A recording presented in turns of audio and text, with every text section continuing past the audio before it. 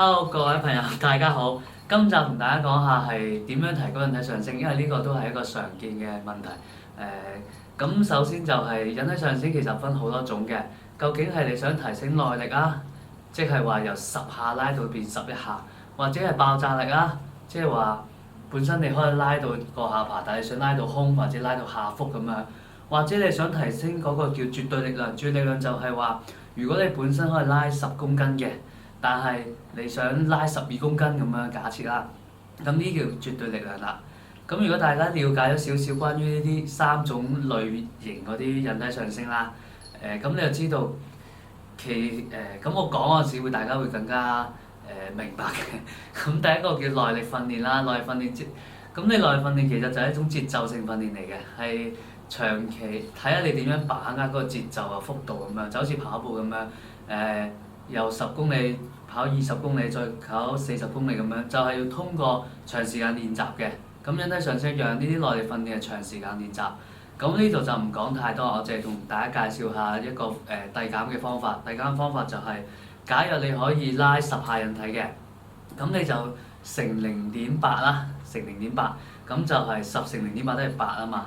咁你又做8下、7下、6下、5下咁樣，一路咁樣遞減落去做10組。咁假如你做咗40下引體嘅話，咁你咪32下、33下咁樣去咯。咁呢個就係，如果有一日你發覺你突然間可以做咗50下啦，因為你做下，你會發覺你越嚟越熟嘅引體上升，點樣用個節奏，甚至乎握落去用幾多力，拉上嚟嗰陣時用幾多力，你都會熟好多嘅。好啊！咁所以咧，好快咧，你就會相信用呢個遞減嘅原則，每次做10組，好快1個月之內，甚至乎1個禮拜之內都會見效嘅。咁第二個就係爆炸力練習啦。爆炸練習大家可以，如果有睇我視頻嘅話，都會知道其實即係叫換手練習。換手練習相等於你練腳，你嗰陣時練彈跳力。咁點練咧？就係你拉引體嗰陣時，本身你反手拉引體㗎嘛。一拉嗰陣時變翻正手，再拉嗰陣時變翻反手咁樣咯。咁另外或者係一拉嗰陣時拍掌再捉翻，一拉嗰陣時再拍掌再捉翻咯。咁就係呢個方法嘅。咁我都介紹一個少少嘅，都講少少嘅菜單啦，就係你可以做5至6下得㗎啦，呢啲5至6下一組，做3組，每一次做3組冇乜得就 OK。但係有2個小問題要提示大家嘅。第一樣就係一定要一拉嗰陣時要噴氣，唔好呼氣喎，呼氣係呼咁樣。但係因為你爆炸力要瞬間用力，所以你又咁樣噴氣嘅，係啦。咁第二個就係你唔使直晒手嘅，你曲手得㗎。揾一個最佳嘅發力嘅角度，唔使話直手，因為你練嘅係爆炸力啊嘛。同埋接翻支槓嗰陣時，即係我一轉手接翻支槓嗰陣時，都唔好直手，要曲手。直手嗰陣時會好容易挫親嘅。咁呢個係第二個。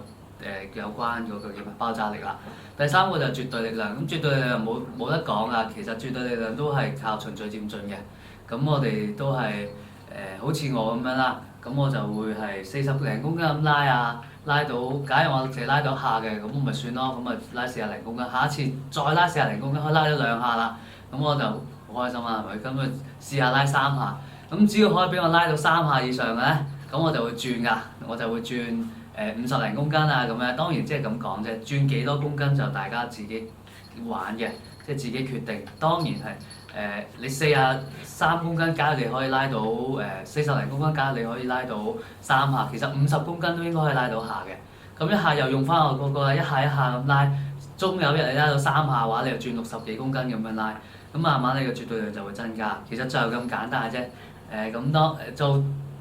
大概就係呢3組啦，我再重複一次，一個就係耐力啦，一個就係爆炸力，一個就係絕對力量。咁希望大家練熟呢3隻力量啦，咁就引體上升就會比較全面，又綜合性咁啦。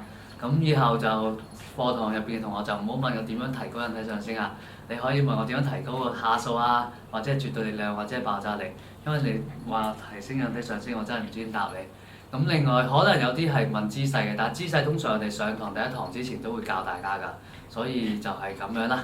咁大家有咩問題嘅話就可以留言問我啦。咁今日就係講到咁多，thank you。